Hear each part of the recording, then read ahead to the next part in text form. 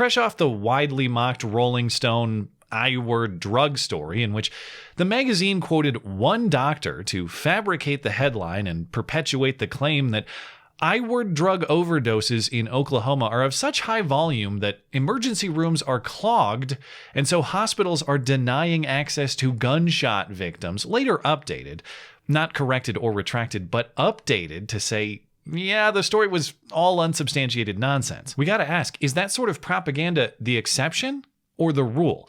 Was that just an isolated case of lazy journalism, just repeating claims without investigation because they confirm the biases or the agenda of the author? Or is this actually common behavior, standard practice even? Because it's not just the practice that's repeated, it's this specific claim, or at least variations of it. Irresponsible rubes are clogging up the hospitals, and so you upstanding vaccinated citizens are being denied the services you're due. It was a feature claim of Joe Biden's speech announcing his new vaccine mandate. That 25% can cause a lot of damage, and they are. The unvaccinated overcrowd our hospitals, are overrunning emergency rooms and intensive care units, leaving no room for someone with a heart attack or pancreatitis or cancer. And I get it. That was just a quick premise to make his point. The speech wasn't a detailed breakdown on ER visitations, but you would think for how frequently this point is claimed, some obvious substantiation would show up somewhere. Where exactly are people being denied hospital care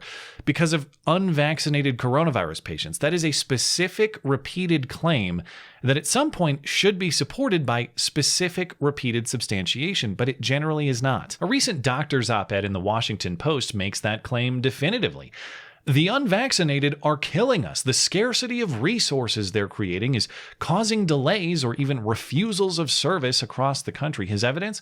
No numbers, no charts, nothing nationally comprehensive despite broad national claims. Just 3 quick anecdotes that don't even hold up to a click and a quick read scrutiny. A Texas shooting victim had to wait more than a week for surgery.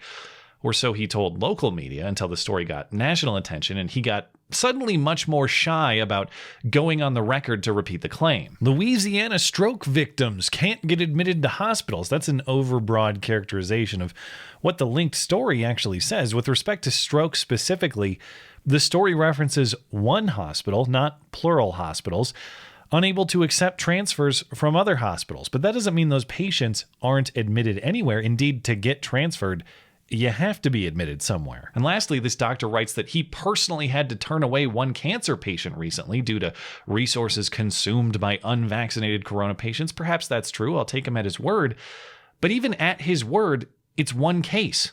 And by his own word, it's the first and only time he's ever done that in his career. If this trend is broad and sweeping, what he's talking about should be routine, though unfortunate, not a one-time, first-of-its-kind occurrence. I'm not saying there's no evidence that this is happening anywhere. I'm just saying that the sweeping evidence to support the sweeping claims generally isn't provided, and that's not a perspective of denial. It's you guys making the big claims, and I'm perfectly open to the big evidence if you can show it. And those are the big questions for which the big journalists should be eager and excited to find the big answers. But that's wishful thinking, though, of course, because that arrangement relies on the truth as the central journalistic value. It, of course, is not. The agenda is. And so the only big thing that we get is big propaganda. So that means we're just going to repeat the same cycle as though it wasn't a total lie with the I-word drug last time, and as though this new tall tale isn't just as worthy of the same skepticism at face value. These are the viral headlines circulating this week. A man died after being turned away from 43 ICUs at capacity due to COVID. Alabama man dies after being turned away from 43 hospitals as COVID packs ICUs. A heart patient died after he couldn't get a cardiac ICU bed in 43 hospitals. Key qualifier, family says on many of the stories, just like doctor says last time around. This is the story of 73-year-old Ray DeMonia, with all of this coverage repeating this claim based almost exclusively on a brief obituary published on September 1st, in which Ray's family says he suffered a cardiac event at a Meridian, Mississippi hospital. He was transferred there from a hospital in his hometown of Cullman, Alabama, after Cullman's hospital staff called 43 area hospitals in 3 states to try to find him an ICU bed, but none of them had any available. And so Ray was finally transferred to Meridian, where he died soon after. And of course, to honor Ray, the family says you must get vaccinated so that you can free up resources for people like Ray and not put other families through what this one has just experienced. And there are plenty of reasons to be skeptical about this story as told. Number one, but for the Washington Post getting a little bit of additional detail from Ray's daughter, Raven, these stories on Ray are simply republications of the claims made in that obituary. What are these 43 hospitals? Where are these 43 hospitals? They're never named, and as NPR's reporting acknowledges, we don't know any of these specifics because the family isn't saying a lot more. And the Alabama hospital that supposedly made these phone calls won't say much more either, citing patient privacy. So we don't know which hospitals these are, and we also don't know if the claim that these hospitals all cited coronavirus as their reason for refusing transfer is true. So without the ability to hear from these hospitals, we don't know either that they did refuse transfer, or even if they did, why they did. And to their credit, the Washington Post was able to squeeze just a little more detail out of the hospital and the family. According to Ray's daughter, Raven, Ray had a stroke last year, so we know he had something of a compromised health condition already. And according to a hospital spokeswoman in Coleman, Ray was transferred out of that hospital because the level of care he required was not available at Coleman Regional. Okay, so it wasn't just any old hospital or even any old ICU bed that would do for Ray. He needed specialized care, which means that hospital in Meridian was chosen not just because they had an open bed, but because they had an open bed of a specialized sort. Through Ray's daughter, we know that he was transferred to Rush Foundation Hospital in Meridian. And through the hospital's website, we know that it has a dedicated heart institute with more specialized care than is offered at smaller hospitals. We also know through Ray's daughter that Ray stayed in Meridian for a week before he died. Now, of course, I'm speculating here. I'm not claiming to know, just to ask questions, but does that sound like a guy who needed urgent help right now, but he didn't get it and so he died? Or does that sound like a guy in an already compromised health condition who needed a very high level of ongoing care and likely was going to have to travel to meet that need regardless? It's strongly emphasized in the stories that Ray was transferred 200 miles away for his care, but in more rural parts of the country, that's not uncommon. That's the norm. Patients with certain specialty care needs here in Montana are sent to Salt Lake or Seattle routinely, coronavirus or not, because certain specialty care just isn't available immediately in this area. Oh, but it's mean to question this family's story. Well, it's certainly no more mean than this family's use of the story to try to dictate other people's medical decisions, but fine. Let's take this story as it's told. The trouble is, even if you do, there is still plenty of reason to doubt. Because even if we accept that a lack of hospital resources and not Ray's condition explains Ray's transfer struggles, why do we have these resource shortages? This corona surge is nothing new. The case numbers in this recent rise in Alabama stayed just below where they were last winter, and the death numbers rose to only a quarter or so of their early February highs. If this round of cases is lower in volume and less deadly, well, how is it possible that we are less prepared to handle it than last time? It's because it is not a case surge that's causing the problem, either the number or the severity. It's a staffing shortage. Notice the key word in the reporting. Yes, Alabama has more ICU patients than beds to care for them, but what kind of beds? Staffed beds. A spokesman for the Alabama Hospital Association says the state is running out of staff long before they run out of beds.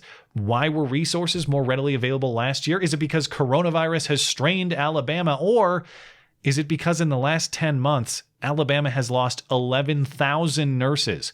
This story blames retirements and better pay in other states, but those aren't new factors. What are new factors? Well, vaccine mandates for staff, forced leave from the job, as reported in Alabama specifically, forcing staff off the job because of positive coronavirus tests, and, of course, earlier in the year, incentives not to work. Alabama did ditch the federal unemployment bonuses in the spring, but even if the added bonus is gone now, the damage and the shakeup is already done. Once people leave a job and start doing something else, often they don't go back. In other words, there is every reason to believe that the resource shortage that Ray may have experienced is self-imposed, not coronavirus imposed, and that reality has already affected thousands more than just Ray, because for all Joe and the journalists talk of putting people with deadly conditions at risk, we already did that with our own policy decisions long before the vaccine was ever even an issue. Beyond the claimed coronavirus death toll of the last year and a half, we rarely talk of the toll